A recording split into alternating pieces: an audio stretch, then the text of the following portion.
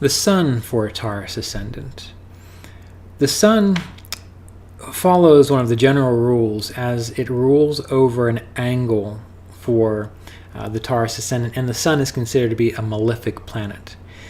So there is the rule that when a cruel planet or a malefic planet rules over an angle, it tends to become auspicious. Now, those of you who have studied yogas intently, or those of you who have participated in the astrological apprenticeship program or on the way to getting to that class on yogas, you realize that there is more to that rule than that. But it applies in this situation because the Sun only rules an angle. It doesn't rule any other houses. And usually with that particular rule, you have to consider what other houses does the planet also rule. So for the Sun rules house 4. The Sun is a planet that deals with consistency, that deals with stability. We know the sun rises every day. We can predict it with no problem whatsoever. It's never not going to rise. We will always see the sun, of course, unless it's cloudy or some other kind of natural weather pattern is going on. So the Sun can show and support that innate stability of the Taurus Ascendant. And we know that for a Taurus Ascendant, all of the angles are fixed signs. So Taurus is a fixed sign, number 1. Leo, which is ruled by the Sun, is the 4th fixed sign. Scorpio, the 7th house for Taurus, is a fixed sign. And the 10th house is also a fixed sign. So we have this sense of stability innately because of all these fixed sign and the angles. But having the Sun, which is the planet that essentially gives life and invigorates and is the cause for the light and presence for every other planet, every electromagnetic frequency that we respond to in astrology, the Sun becomes a very important core aspect for the Taurus Ascendant. It can show how the Taurus Ascendant does very well when its emotions are stable, fixated on higher ideals, getting away from that fickleness of the moon, as we discussed in our previous section, but learning to follow one's inner inspiration every day with duty and even sacrificing possibly the moon, sacrificing the sense of egoism that the 3rd house can deal with, sacrificing that sense of fickleness for a higher purpose.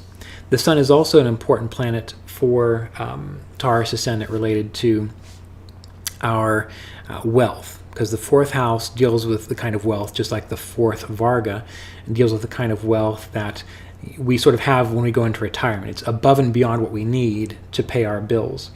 So it's the Sun that gives a sense of stability to Taurus when it comes to wealth. And we already know Mercury helps the Taurus Ascendant manage wealth well. It rules the 4th house. So this is one of the reasons also why a Taurus Ascendant can very much deeply identify with their home. They can do very well at managing properties, at having properties. They feel comfortable dealing with properties. And that can even be, doesn't have to be just buildings. I know quite a few Taurus Ascendants who are excellent landscapers who have landscaping businesses. So it's dealing with property, land, which can also deal with things like agriculture. Overall, though, since the Sun rules an angle, which makes it generally a little bit more auspicious, even though it's a malefic planet, it's going to depend on where is that Sun placed for the Taurus Ascendant. Usually trines will work a lot better for the Sun, generally speaking. When we think about the exaltation and when we think about the debilitation placements of the Sun for Taurus Ascendant, we find that the exaltation for the Sun occurs in the 12th house. The exaltation occurs within the 12th house. And what is the 12th house?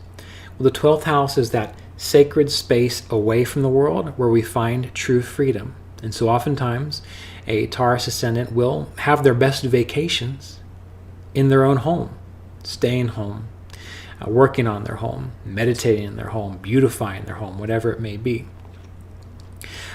This is also one of the reasons why, on a more material level, Taurus Ascendants often do well sort of restoring properties or investing in properties, because then we have the 4th Lord going into the 12th house of expenses, and it's exalted there, which shows expenses on account of home and land and property tends to improve one's homes and land and property. That's why we always have to think about the dignity of a planet, and generally when a planet's in better dignity related to the house that it's in, it will make that house function in the way we want it to. So we want to have good expenses.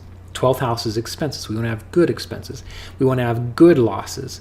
Losses where we shell out a couple $100,000 and we lose that money, but then we can say, but this is what we got for it. That is a good expense. And this is why Taurus can do very well in that very materialistic realm of managing expenses around things like property, vehicles, and so on. We see that the sun is debilitated in the 6th house for a Taurus ascendant. So that is the 4th lord going into the 6th house. Now, what does that tell us about how the sun influences a Taurus ascendant when we're thinking about the ultimate blueprint of a Taurus ascendant? Well, Taurus types typically do not do well in very service-related or menial, how would I put it? They don't like to be too far underneath everyone. They don't like to be too far on the bottom rung of the hierarchy in any kind of situation. They don't mind being the hard worker. They're very good at middle management. They also can be very good at upper management. But when you get them down on the very bottom rungs, for example, if someone wants to work at a company and they have to start in the mailroom, Taurus ascendants don't typically like that. They want to start just a little bit higher. So from a negative standpoint, having the sun debilitated in the 6th house can show a type of resentment towards people that are above them, or they feel themselves that they are better than these lower positions. So this is bad and this is good. If a Taurus ascendant gets too caught up in it, then they become sort of the spiteful, bitter person who doesn't really excel very much, doesn't really get that deep sense of material comfort that the sun needs because it rules the 4th house, and that dogs them for the rest of their life.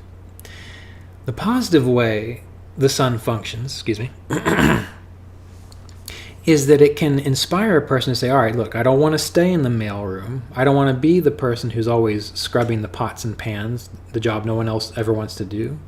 Some people like it, though, so we don't have to really judge them for that. This is just sort of the mentality of the Taurus ascendant. They'll say, I want to do this, I will do this, but I'm going to have a vision to work myself up so I become more important to the company or to the operation or whatever it might be that the Taurus ascendant is getting involved with when it comes to work to manage their material finances. And that will also reflect their sense of inner contentment, because the more stable a Taurus ascendant is in their finances, in their wealth, the more stable they are in their capacity to be important to other people, the happier they are. It's that sun ruling the 4th house. So this can inspire that debilitated sun in the 6th house. If there are other factors helping it, this can inspire the Taurus ascendant to start at the bottom, deal with it, because remember, Saturn is exalted in the 6th, and we'll get to that when we get to Saturn in Taurus. But it can inspire them to see their inspiration, see their vision, and continue to try to rise higher and higher and higher until they are comfortable with where they are financially, with their status, and so on. These things related to the sun for a Taurus ascendant. So we can see, as with all planets, there are some difficulties to watch out for, but there are also some things that the Taurus ascendant can learn by developing a debilitated sun for the Taurus ascendant. And this will be true for all planets.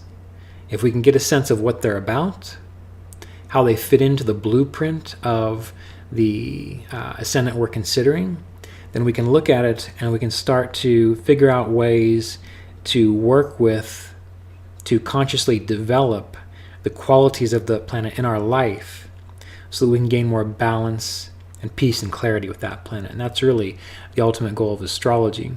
And our goal with doing this series of understanding how all the planets function for each ascendant so we can get a sense of this blueprint. Okay, so that will conclude our general assessment for the sun. Next up, we will consider Mars for a Taurus ascendant. So stay tuned.